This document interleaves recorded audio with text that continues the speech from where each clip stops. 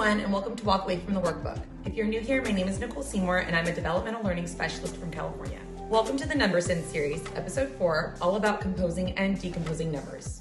In math, composing refers to putting a number together using its parts. For children, this means understanding that larger numbers are made up of smaller numbers. Think of composing as putting together or combining. It's a precursor to addition and multiplication.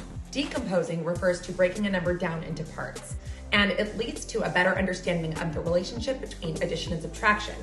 It also leads to a better understanding of more advanced algebraic thinking, such as finding the missing addend in an equation. What are some common errors that children make when composing and decomposing numbers? If children are still seeing numbers as distinct from one another and do not yet understand that smaller numbers can be contained within larger numbers, then composing and decomposing is going to feel very confusing and difficult for them.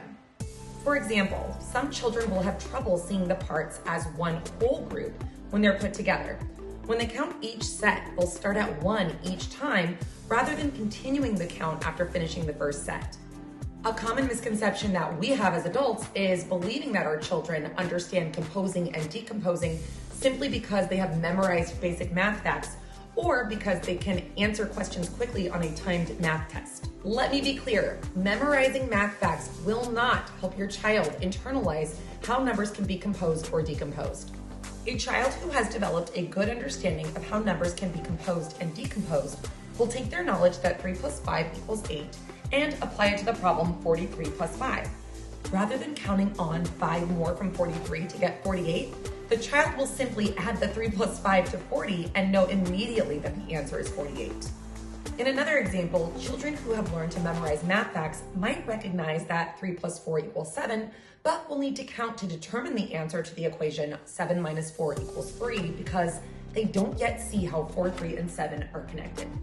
How can parents and educators support their children in developing an understanding of composing and decomposing numbers? My number one recommendation is that you use objects and visual representations of quantities before you even introduce symbolic representations. Symbols are meaningless to children until they're introduced in a way that makes sense based on their conceptual understandings. My second piece of advice is to build your child's knowledge of composing and decomposing first within 6, then within 10, and finally within 20. When children know how to compose and decompose fluently within 6, moving up to 10 becomes easier and moving into 20 becomes an even more natural process. You may have seen this activity in my first video about number sense. You will need some objects to count in a bowl. Start with 5 or 6 objects. Have your child count those objects and then close their eyes. Hide some of the objects under the bowl and leave the rest out. Ask your child how many objects are hiding in the bowl. With practice, they will not even need to count and will automatically begin recognizing the parts that make up the number of objects you're using for the activity. You can add more objects as your child starts to recognize the various combinations of numbers up to 6. Show your child different visual representations of the same quantities. You can use dot stickers on paper plates to create arrays of the same quantity. Ask your child how many dots were on the plate and how they saw them. Did they see 2 groups of 3, 3 groups of 2, or did they count them one at a time? Eventually, your child will start to group the dots in ways that make sense based on the number combinations they have learned. You could also set up toothpicks, popsicle sticks, or different shape pictures to help your child develop an understanding of how quantities are composed and decomposed. Ask them the same questions you did with the dot plates so you know exactly what they're thinking and where they are in the process. Give your child a collection of objects to count. Ask them to count the entire collection for you. When they finish, ask them to find another way to count the objects.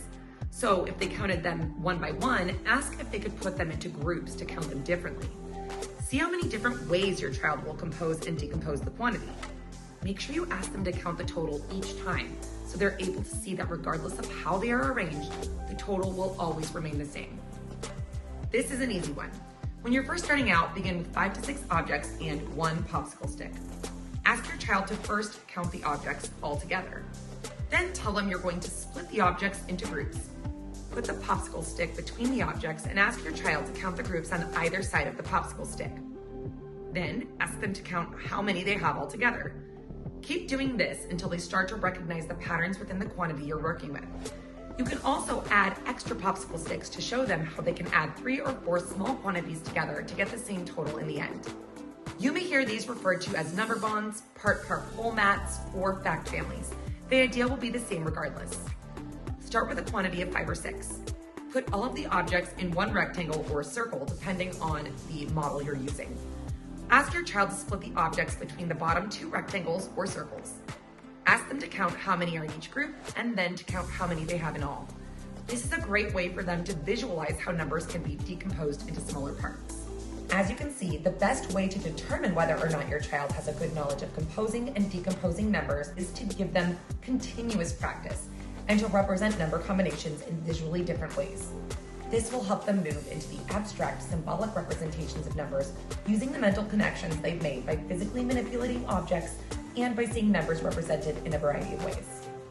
I hope you found this video helpful to support your children in developing their ability to fluently compose and decompose numbers. When I first started using these methods to teach, my first grade students vastly improved their math assessment scores. My site administrators at the time told me that teachers that were using these instructional practices consistently in their classrooms had the highest overall math scores compared to classrooms where these strategies were not being used.